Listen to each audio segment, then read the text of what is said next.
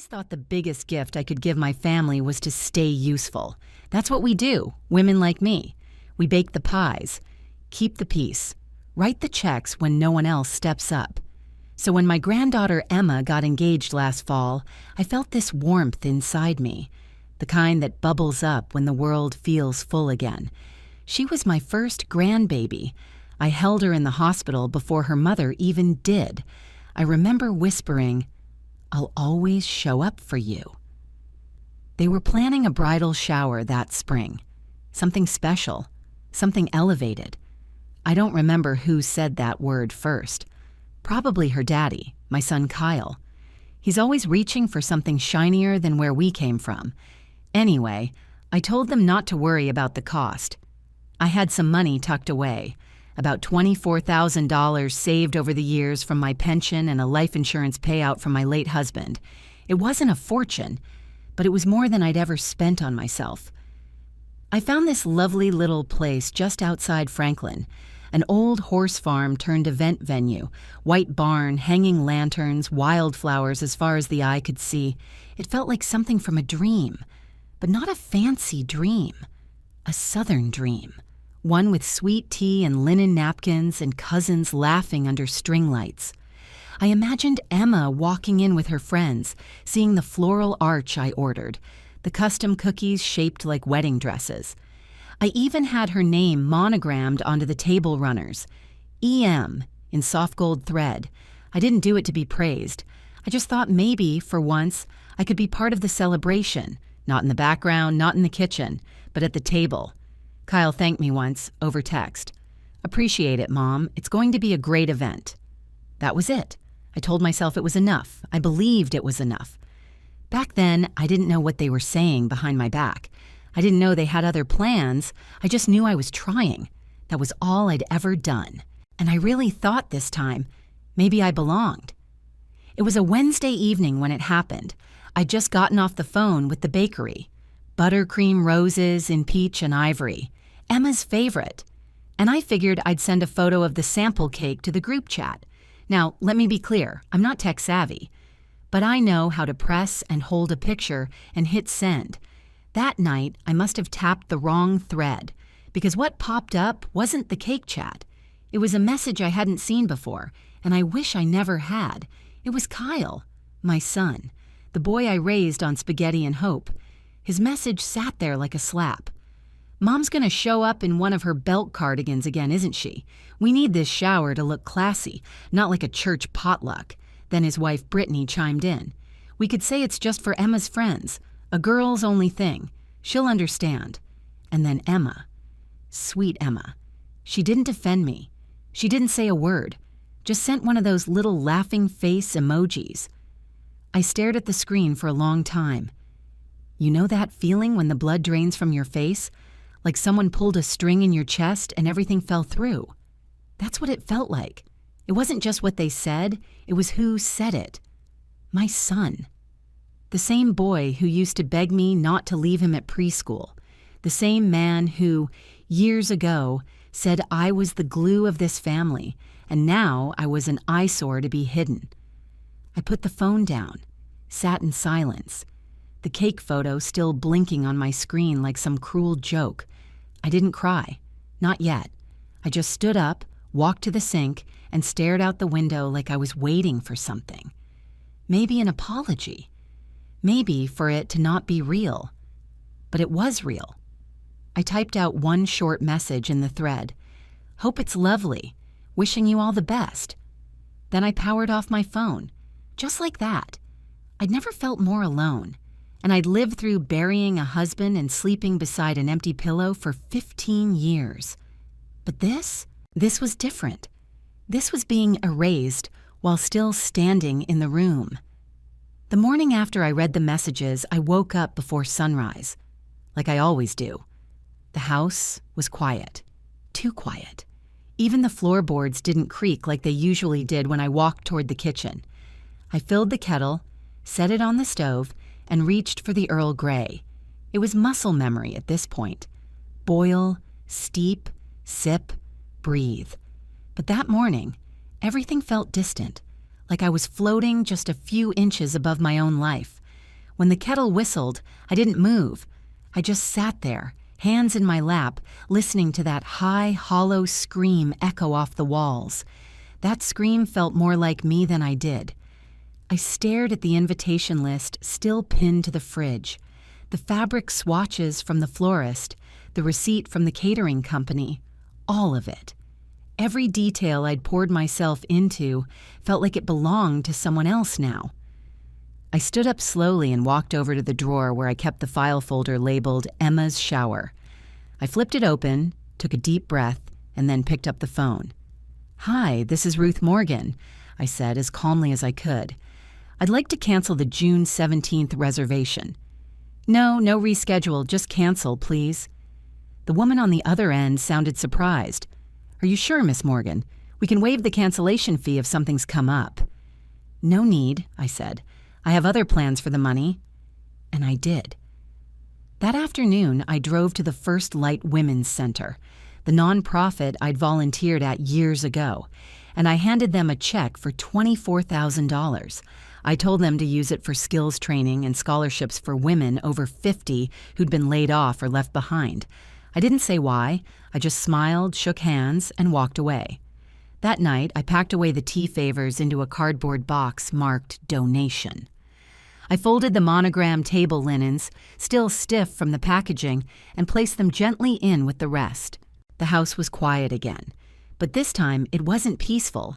It was hollow. I wasn't sad. I wasn't angry. I just felt erased.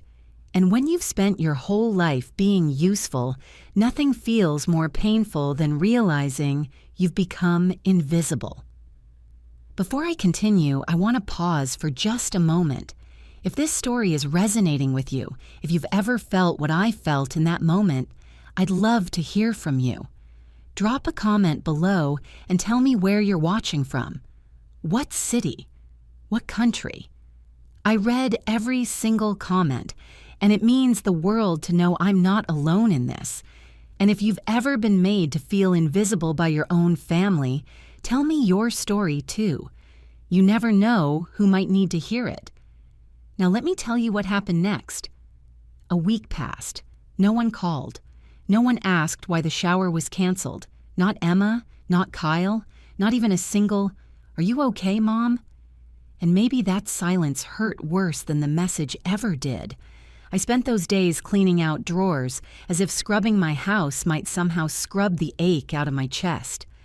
In the back of a filing cabinet behind old utility bills and birthday cards, I found a padded envelope I hadn't seen in years. It was from my mother, handwritten, yellowed at the edges. "Dear Ruth, I want you to know I've changed the will. The house is yours now. You were the one who stayed. You were the one who sacrificed. I'm sorry it took me so long to say it out loud. Love, Mama." I remembered this letter. I'd given it to Kyle after her funeral, back when I was still too grief-stricken to think clearly. He said it wouldn't hold up, that the official documents named all of us equally, that fighting over it would make me look greedy. So I let it go. But now, holding that letter again, something shifted. I took it to the bank, asked to check the deed on the house. The clerk pulled up the screen and squinted. "It's in your son's name, ma'am. Has been for 6 years." My mouth went dry. "That's not right," I said. "Looks like it was transferred using a limited power of attorney document," she said gently. "Signed by you." I remembered the day he'd brought papers after my knee surgery. Told me it was just to handle insurance stuff while I was healing. I'd signed without reading. I sat in my car for a long time after that. The world outside moved like slow molasses, but inside me, something snapped into focus. This wasn't just about a canceled party. It wasn't even about being called basic. It was about the quiet theft of dignity, of identity, of everything I'd built and preserved and paid for, piece by piece in silence. And this time, I wasn't going to let it go. I called my friend Lena that same evening. Lena had always been the kind of woman who didn't let things slide. Sharp as a tack, warm as sunshine, and fiercely protective of the people she loved. "Tell me everything," she said, before I'd even finished saying hello. So I did.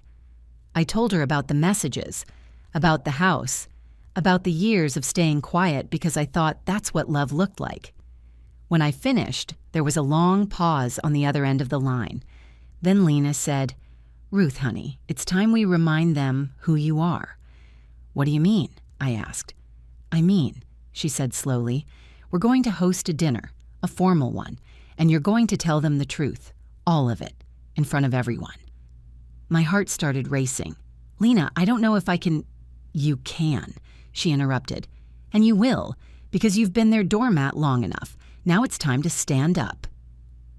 I didn't sleep that night, but for the first time in weeks, it wasn't because I was heartbroken. It was because I was planning. The next few days felt strange. I moved through my routines like always, making my bed with hospital corners the way my mother taught me, brewing my morning coffee in the same chipped mug I'd used for 20 years, watering the azaleas on the front porch. But underneath it all, something was shifting. I wasn't the same woman who'd folded those scarves and tucked them away in silence. I was someone else now. Someone who'd decided that being polite was no longer worth the cost of being invisible. Lena came by almost every afternoon that week. We sat at my kitchen table with legal pads and coffee, planning every detail. She had this way of making hard things feel possible, of turning pain into action. "We're not doing this to hurt them," she reminded me one afternoon, her reading glasses perched on her nose as she reviewed the guest list. "We're doing this so you can finally be honest, so they can finally hear you."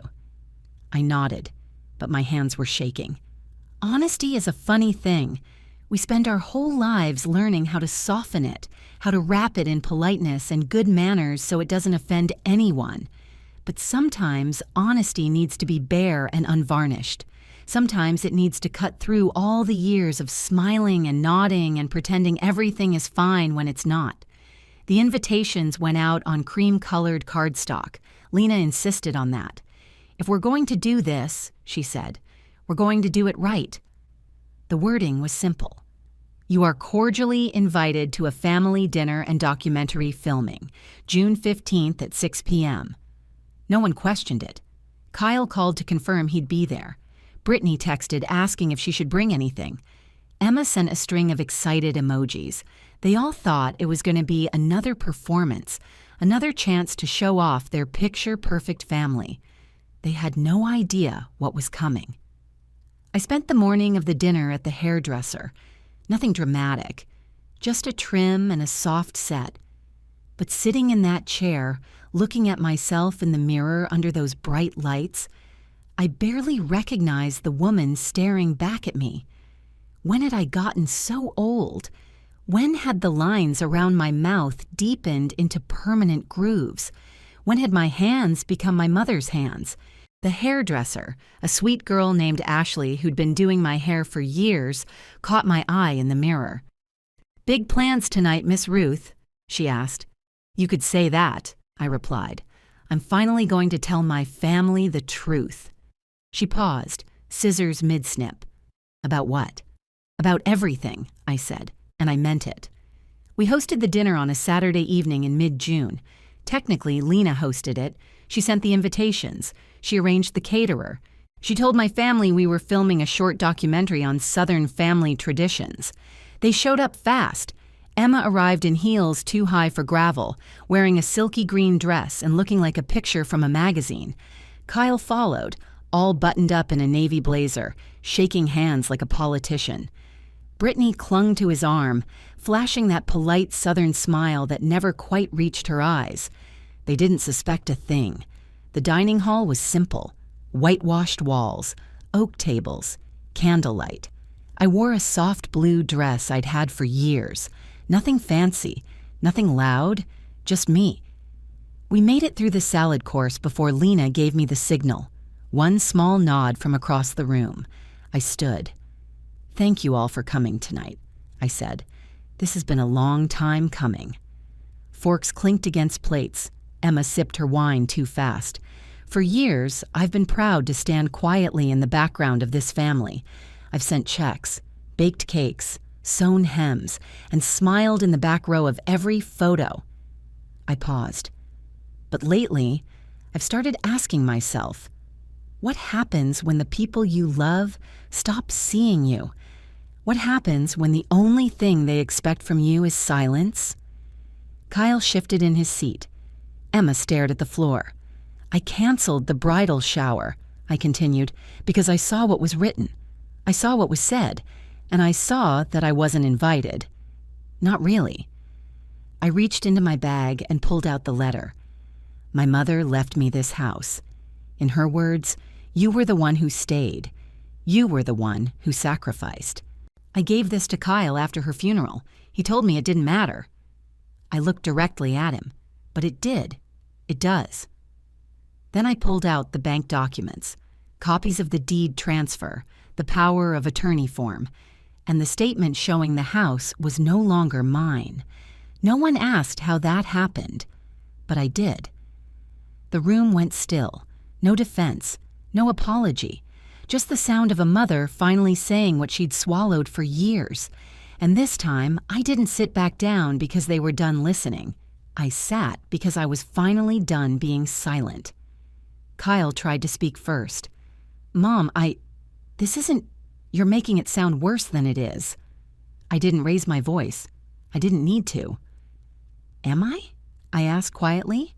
Because from where I'm sitting, my son stole my house and my granddaughter laughed when I was called an embarrassment.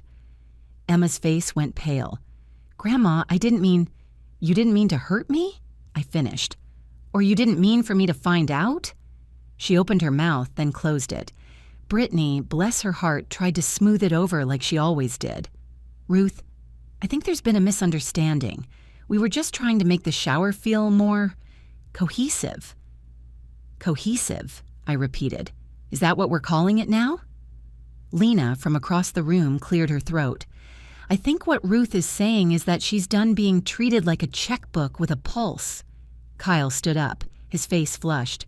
That's not fair. We've never treated her like that. Haven't you? I asked. When was the last time you called me just to talk? When was the last time you asked how I was doing? When was the last time I mattered to you for anything other than what I could give? Silence. Thick, suffocating silence. And in that silence, I realized something. They didn't have an answer, because there wasn't one. I looked around the table at their faces. Kyle's jaw was clenched, his hands gripping the edge of the table so hard his knuckles had gone white. Brittany was staring into her wine glass like she might find an escape route at the bottom. Emma had tears streaming down her face, but she still wouldn't look at me. And me? I felt calm. Calmer than I had in years, because I'd finally said it. I'd finally been honest. And whether they heard me or not, I heard myself. And that was enough.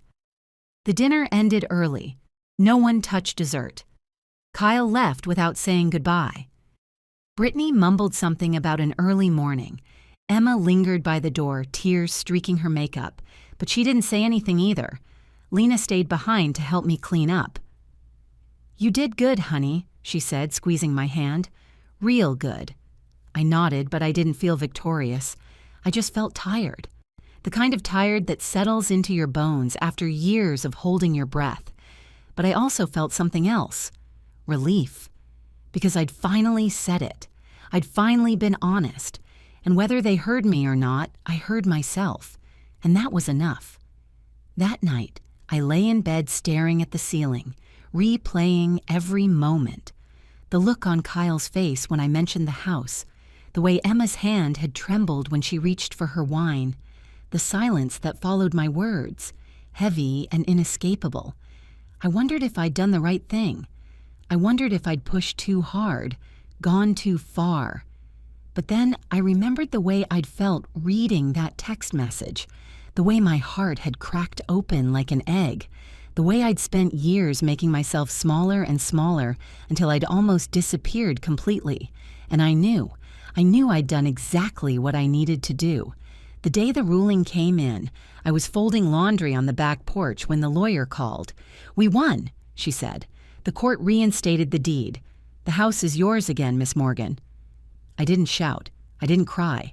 I just folded a dish towel a little slower and whispered, thank you. It wasn't about revenge. It wasn't even about the house anymore. It was about being seen, being counted, being real again. That night, I sat on the porch with a notebook and a pen. The stars came out one by one, like they'd been waiting for me to notice them again. And I wrote 3 words at the top of the page: the Porch Light Project. That's what I called it. With help from Lena and a few neighbors, I turned the old house into a space for women like me, women who'd given their best years to others and were ready to claim a little piece of something for themselves. We put in new flooring, painted the walls soft yellow, bought a secondhand bookshelf and filled it with memoirs, poetry, cookbooks, and hope. The porch light stayed on all night. A beacon, Lena called it. "For the women who've been walking in the dark too long," she said. And they came. Slowly at first. A neighbor who'd just lost her husband, a woman from church who'd been laid off at 60, a mother whose kids had stopped calling. They came for tea, for conversation, for silence that didn't feel lonely. And every time someone new walked through that door, I greeted them the same way. "You belong here." Because I know what it feels like to be erased, and I know now what it means to return. Not loud, not angry, just whole. Emma came by a few weeks later, no makeup, hair pulled back, just her. She sat beside me on the swing, quiet for a long time. "Grandma," she said finally, "I didn't know what I was saying. I didn't think. I just wanted to fit in." I nodded. "I know, sweetheart. That's what I spent most of my life trying to do." Then she handed me a little frame. Inside, it was the group text, the one that broke my heart, printed out and crossed through in gold ink. Underneath, in her handwriting, "You weren't basic. You were the foundation." I don't remember if I cried. I just remember hugging her. And for the first time in a long time, it wasn't me holding her up. We held each other, and that was enough. We sat on that swing for a long time, rocking gently, not saying much. Sometimes the most important conversations happen in the quiet spaces between words. Sometimes healing doesn't need a soundtrack or a script. Sometimes it just needs time and presence, and the willingness to sit with the uncomfortable truth of what happened. "I'm getting married next month," Emma said eventually. "I know your dad probably told you." "He did," I said. "I'd like you to be there," she continued, her voice small. "Not in the back row this time, at the family table, where you belong." I squeezed her hand. "I'd like that very much." "And Grandma," she said, "I'm sorry. For all of it. For not standing up for you, for being part of the problem." "I know you are," I said, "and I forgive you. But Emma, I need you to understand something. Forgiveness doesn't erase what happened. It just means I'm choosing not to let it define me anymore." She nodded, tears falling freely now. "I understand." "Good," I said. "Then let's start there." Kyle came by too, eventually. He knocked on the door one Sunday morning, holding a box of donuts and looking about 10 years older than he had at the dinner. "Mom," he said, "can we talk?" I invited him in, made coffee, sat across from him at the kitchen table like I had 1,000 times before. "I'm sorry," he said, his voice cracking. "I'm sorry for the house. I'm sorry for the things I said. I'm sorry for treating you like you didn't matter." I looked at him, really looked at him, and I saw my son. Not the man who'd hurt me, but the boy who used to fall asleep on my lap during long car rides, the teenager who'd come to me crying when his first girlfriend broke his heart, the young man who'd called me from college, homesick and scared. "I forgive you," I said quietly, "but forgiveness doesn't mean things go back to the way they were." He nodded, tears spilling over. "I know." "I need you to see me," I continued, "not as someone who exists to serve you, but as a person, as your mother, as Ruth." "I do," he whispered. "I see you now." "Good," I said. "Then let's start there." It wasn't perfect. It wasn't immediate, but it was a beginning, and sometimes that's all you need. We talked for hours that morning, about the house, about the hurt, about the years of misunderstanding and missed connections. He told me about the pressure he felt to be successful, to give his family the life he thought they deserved. He told me how he'd convinced himself that taking the house was somehow helping me, protecting me from the burden of ownership. I told him how that choice had felt, how it had stripped me of more than just property, how it had taken away my sense of self, my history, my mother's final gift to me. By the time he left, we'd both cried more than I thought possible, but there was also something lighter in the air between us, something that felt like hope. These days, the porch light stays on all night. Women come and go, some just for tea, some to cry, some to start over. And every time I greet them, I think about how close I came to staying silent, how close I came to believing I deserved to be invisible. But I didn't stay silent, and now neither do they.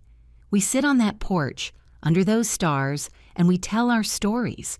Stories of being overlooked, of being taken for granted, of being told we were too much or not enough.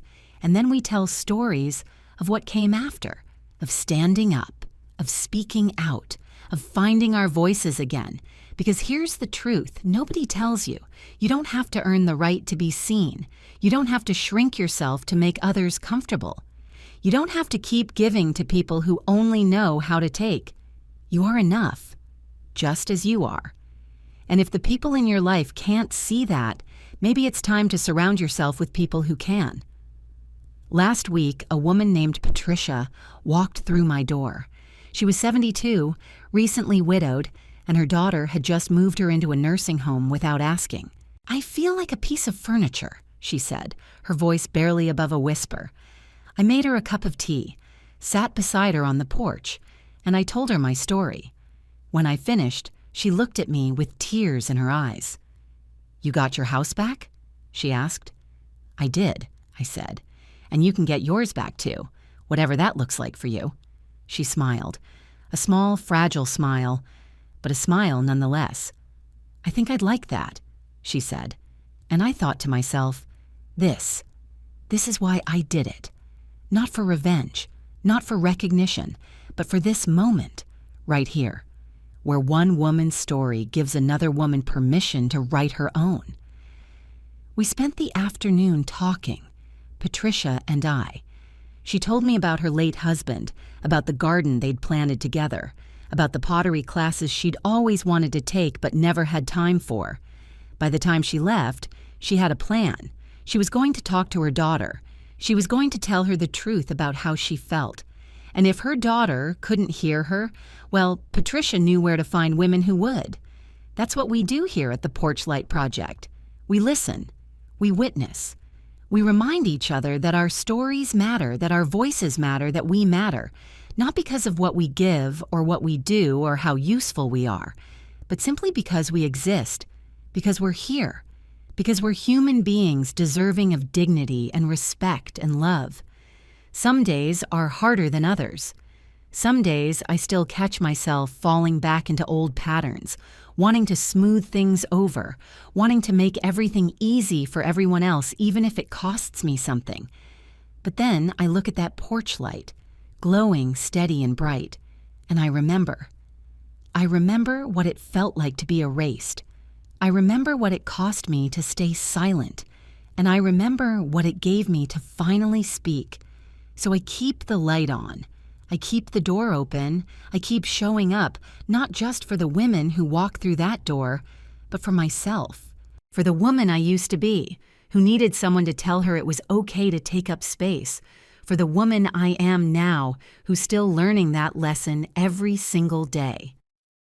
Patricia came back 3 weeks later. She looked different. Not younger exactly, but lighter somehow. Like she'd put down a weight she'd been carrying for so long, she'd forgotten it was there. "I did it," she said, settling into her favorite spot on the porch swing.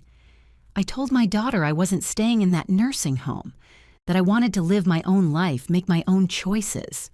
"And?" I asked, though I could already see the answer in her smile. She was angry at first, said I was being difficult, that she was just trying to help.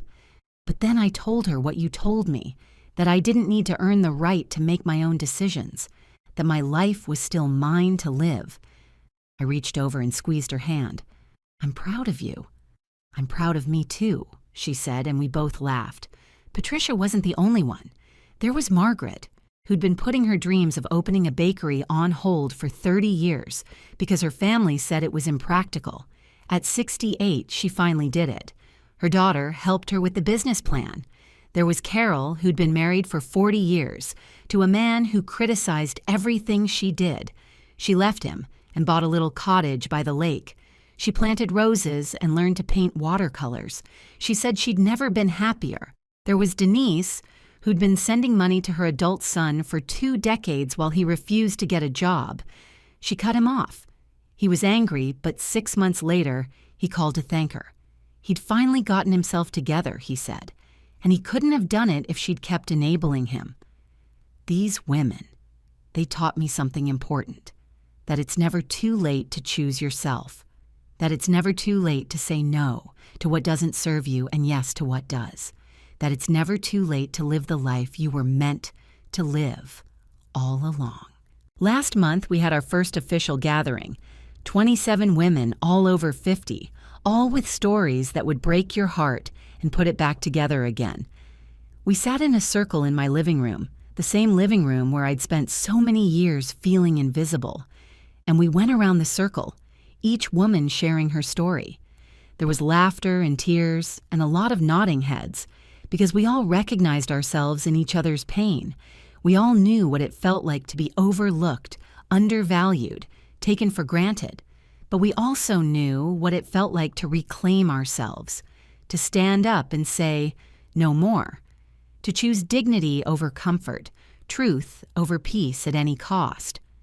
When it was my turn to speak, I told them about Emma and Kyle, about the bridal shower in the house and the dinner where I finally said everything I'd been swallowing for years. And then I told them about what came after, about the healing, the forgiveness, the slow rebuilding of relationships that had been fractured by years of silence and resentment. The hardest part, I said, wasn't speaking up. It was believing I had the right to. It was believing that my voice mattered, that my feelings were valid, that I deserved to be seen. A woman across the circle, someone I'd never met before, started crying. "That's exactly how I feel," she said, "like I'm not allowed to want more, like I'm supposed to just be grateful for whatever scraps I'm given." "You are allowed," I told her. "You're allowed to want more. You're allowed to expect respect. You're allowed to take up space. And if the people in your life can't handle that, then maybe they're not your people." The room went quiet after that. Not an uncomfortable silence, but a thoughtful one. The kind of silence that settles when a truth has been spoken and everyone is letting it sink in. That night, after everyone had left, I sat alone on the porch with a cup of tea. The stars were out, bright and clear, and I could hear the crickets singing in the grass. I thought about how far I'd come from that Wednesday evening when I'd accidentally stumbled onto that group text, how I'd felt so small, so worthless, so utterly erased. And then I thought about who I was now, a woman who'd stood up for herself, who'd fought for what was hers, who'd built something beautiful out of her pain, a woman who kept her porch light on for other women who were still finding their way home to themselves. And I realized something. I wasn't angry anymore, not at Kyle or Emma or Brittany, not at anyone, because anger is just pain turned outward, and I didn't want to carry pain anymore. I wanted to carry hope. I wanted to carry light. I wanted to be proof that it's never too late to change your story, to rewrite the ending, to become the person you were always meant to be. The holidays came around again, a full year since Emma's engagement, a full year since this whole journey began. This time, when the invitations went out for Thanksgiving dinner, my name was at the top of the list. Kyle called personally to invite me. "Mom," he said, "we'd really like you to come. And not just come. We'd like you to host it, at your house, the way we used to when Dad was alive." I was quiet for a moment, remembering those Thanksgivings, the chaos of cooking a turkey too big for my oven, Kyle and his cousins playing football in the backyard, my husband carving the bird while everyone gathered around the table. Those were good memories, the kind that warm you from the inside out. "I'd like that," I said finally. "I'd like that very much." And so we did. Thanksgiving at my house, 23 people crammed into my dining room and spilling out onto the porch. Kyle and Brittany brought the sweet potato casserole. Emma and her new husband brought pumpkin pie, and I made the turkey, just like I used to. But this time was different. This time I wasn't in the kitchen alone while everyone else socialized. This time Emma and Brittany were right there with me, chopping vegetables and stirring gravy and asking for my advice on seasoning. This time, when we sat down to eat, I wasn't in the back corner or serving food while everyone else started. I was at the head of the table, where I belonged. Kyle stood up before we ate, holding his wine glass. "I want to make a toast," he said, his voice thick with emotion, "to Mom, for putting up with us even when we didn't deserve it, for teaching us what strength looks like, and for reminding us that it's never too late to do better." Everyone raised their glasses. "To Ruth," they said in unison. I looked around the table at all those faces. My son, my daughter-in-law, my granddaughter, my new grandson-in-law, friends, neighbors, the women from the Porch Light Project, all of them here because I'd finally learned to take up space. All of them here because I'd finally learned my worth. And I raised my glass too. To second chances, I said, and to never being invisible again. The food was delicious. The conversation was warm. The laughter was genuine. And when everyone had left and Lena stayed behind to help me clean up, she looked at me with tears in her eyes. "You did it, Ruth," she said. "You really did it." "We did it," I corrected. "I couldn't have done any of this without you." She hugged me tight. "That's what friends are for." And she was right. That's what friends are for. That's what community is for. That's what showing up for each other looks like. It looks like a porch light that never goes out. It looks like a table with enough chairs for everyone. It looks like women who've been broken and bruised and overlooked finally coming together to say, "We see you, we hear you, you matter." That's what I want you to take away from this story. Not that you need to confront your family the way I did. Not that you need to take legal action or host a dramatic dinner or cut people off, but that you need to know your worth. You need to believe that you deserve to be seen. You need to understand that taking up space is not selfish. It's survival. It's how we stay whole in a world that's constantly trying to make us smaller. So wherever you are right now, whatever you're going through, I want you to remember this. Your voice matters. Your story matters. You matter. Not because of what you do for others, not because of how useful you are, not because of how quiet you can be, or how much you can give without asking for anything in return, but simply because you exist, because you're here, because you're human. And that, my friend, is more than enough. So if you're reading this, if this story found you at just the right time, I want you to know something. You are not alone. You are not forgotten. You are not invisible. And your voice, it matters. If you've ever felt like you were standing in a room full of people who couldn't see you, if you've ever been told you were too basic, too much, or not enough, I hope you know this. You don't need anyone's permission to take up space. You don't need anyone's approval to be exactly who you are. And you don't need to wait for someone to see your worth. You can see it yourself. That's what I did. And it changed everything.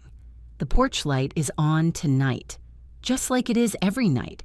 And if you ever find yourself in Franklin, Tennessee, I hope you'll stop by.